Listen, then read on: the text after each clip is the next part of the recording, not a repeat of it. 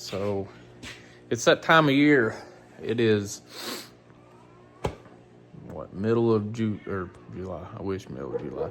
The middle of January, and this is usually about the time it hits me. I have like an unquenchable thirst to go drag racing or do something hot rod related. And I haven't recorded anything here. I bought some new suspension parts for the S10. Got to try to get them put on next month or so. The first race of the year is a no prep race at our local track, London, Kentucky. That's March or May. I think it's May. March. Maybe it's March. Yeah, it's March. March 21st, I think. But I've got some Funkhauser race car. They're like adjustable bar angle things for cow tracks. I got those. I bought a Calvert monoleaf and some Viking double adjustables for the rear on the S10. Gonna get that done, and bought some lash caps too.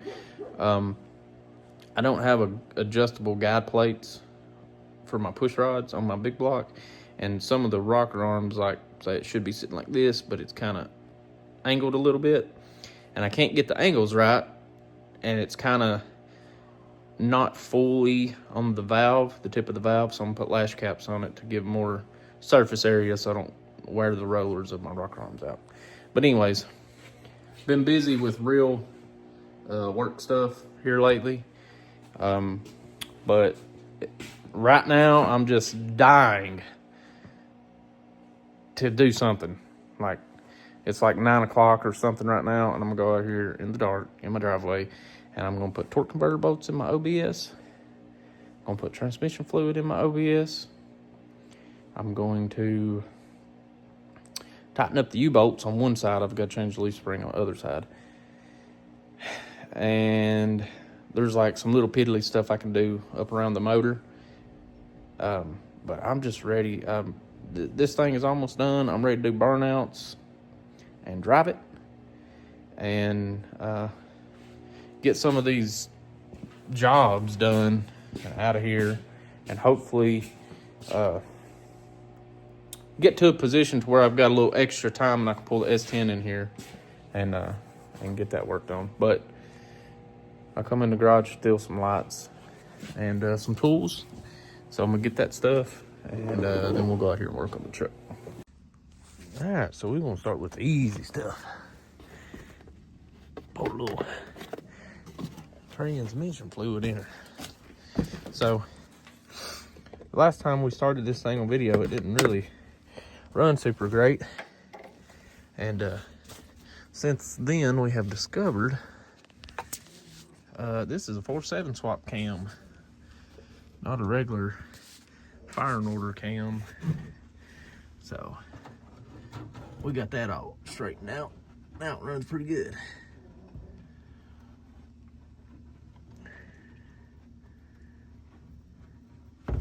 Whoa, overfilled it a little bit. Love that. That sucks. Couldn't see it.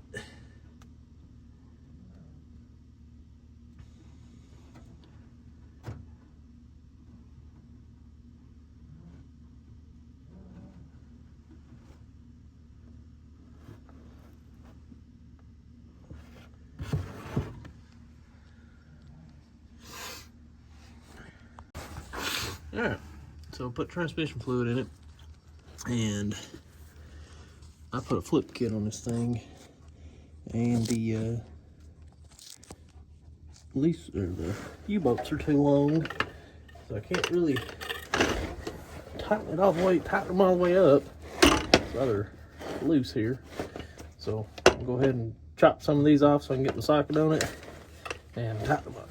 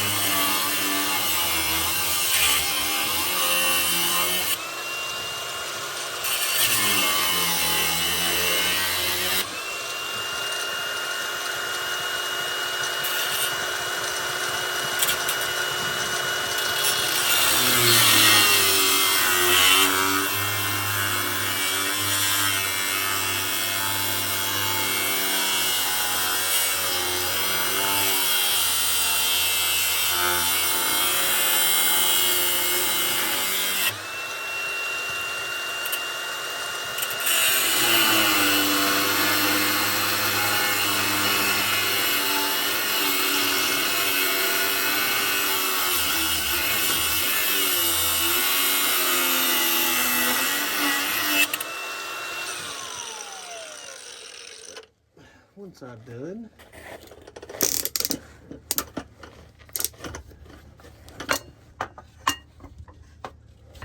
So, this other side over here, the leaf spring is actually broken. So I've got to swap the spring. Whenever I was putting this flip kit on, the leaf spring broke. Just rusted, I guess. I'll worry about that later, though. Which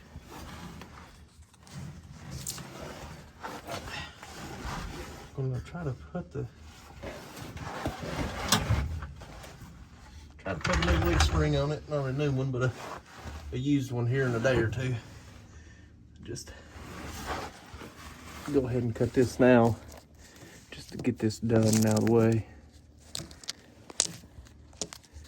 I can put this thing up. Here we go.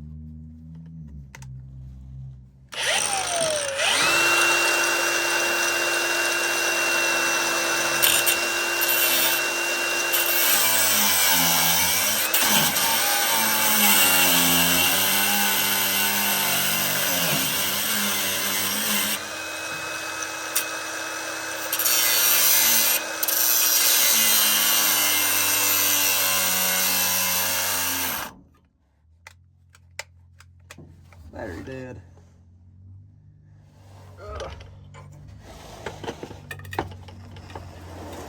Should have used one.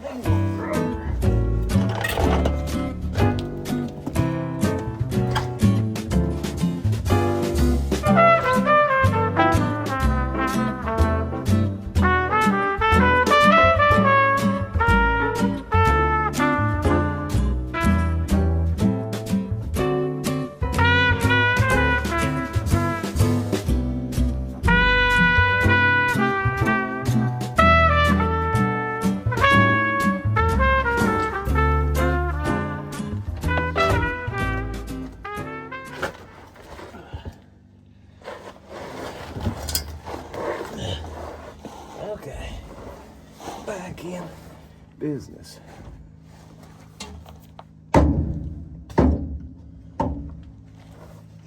Yeah.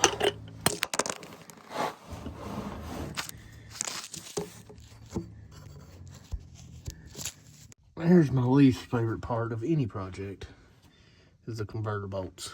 I don't know why, but I absolutely hate doing this. And this is usually the part where I tell someone else to get on here and do it. But I'm doing this by myself, so here I am. But I'm not going to record this because I'm uncomfortable on my back, upside down. So I'm just going to do it and get out here. All right, so the plan now is to start this thing. And we're going to put it in gear and let transmission circulate. This is fresh transmission. I never had no fluid in it.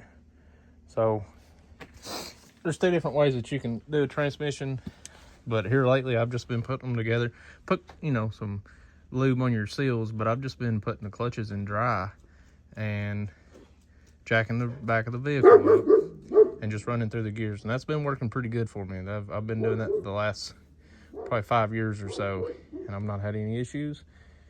So I've just been doing it that way. It's easier, it's cleaner when you put the transmission together, less messy and blah, blah, blah. But I haven't had no issues yet, so hopefully I don't have no issues this time, but that's what we're doing. Okay, I'm gonna give you the skinny. So, the problem I keep having with this thing, oh well, okay, first, since the last time I was recording, did my coolant hoses. Still gonna put this clamp up here. Put some antifreeze in it. Put my belt on for the alternator for when it is running, it's charging. So the issue I've been having on this thing is first time you crank it, it'll fire up most of the time, and then it'll die. And then when you go to start it back, the starter grinds against the flex plate. Like it will engage, spin a little bit, and then just come out of the teeth and then just spin against the flex plate. And I have had 4 starters on here. I have added shims, took away shims, no shims at all. I had this starter on here, which is just like a Jegs high torque starter. This starter did good and it didn't grind, but the issue that I had with it was hanging and not coming out of the flex plate. And I started out with just a few shims, and it's my fault for not being patient, but I got impatient and I added a thick thing of shims and it broke the bolt off. So I just took this off and I went to Advance and bought a brand new starter. I messed up. I bought the old style, like the real big ones. Well, put it on, same thing. So bought a brand new battery. Same thing. I've got clean connections, positive, negative, they're clean, good. And that big starter sucked. So the first starter that I used was the original 4.3 starter that was on the truck. And it actually cranked it. It was real weak. It struggled real hard, but it wasn't grinding. It was just real, struggling. And then now I've got one of like a 97 model, like a Vortex style starter, the, small ones, like the high torque gear reduction or whatever. Same thing. I keep having the same problem over and over and over and over and over and over. And I thought that it might have been timing related, which some of this has been timing related because it would backfire through the carburetor and catch on fire and blah, blah, blah. But the thing that lets me know that it's not timing issue and it's a starter turning the engine issue is I unplugged the distributor and have no ignition and it still freaking does it. It's like, no matter what I do, those starters is not turning this motor, which is kind of confusing to me because this thing is maybe 8.5 to 1. I don't know. It's just a stock bottom end 454 with open chamber heads. They're a 119cc open chamber head, and it's got camshaft in it. So camshaft will affect the way that the engine cranks a little bit, but I mean, this ain't my big block in the S10 is what I'm trying to say. This thing should be able, you would think a regular old truck starter would turn it, but apparently not. And the engine isn't tight. Like, I could take a flywheel turning tool, crank it all day. It's smooth, I can even turn it with the balancer bolt up here. So I'm kind of lost, really. But all I know is this thing was turning it over good. The only problem was it was sticking. So what I'm going to do is I'm going to put this back on and I'm going to shim it slowly. I'm going to hook this loser switch up here, lay under there, and I'm going to engage the starter, disengage starter, engage starter, disengage. I'm going to find my pattern. I'm going to get my measurements. And I'm just going to shim one at a time, slowly. And I may be out here for an hour doing this. But I am fed up with this crap. Like, it's real close to getting pulled out and putting a friggin' LS motor in here. And I really don't want to do that. But I'm to the point where I'm just straight up tired of dealing with it. And the problem is I'm tired of dealing with it, but I can't stop dealing with it and just walk away for a little bit. Like I say I'm done and I walk in the house, and then as soon as I get in the house, my wheels start spinning and I'm like, okay, I gotta go out there and fix that. But anyways, that's where we're at. And hopefully I can get this freaking thing figured out, and then we can get a good video of it running, put a timing light on it, dial the timing in, piddle with the carburetor a little bit, because this thing is pretty much done. I've got to wire my fans up, put a little more coolant in it, and put my power steering pump on. And I'm at that point, I'm done. So let's see if we can figure it out.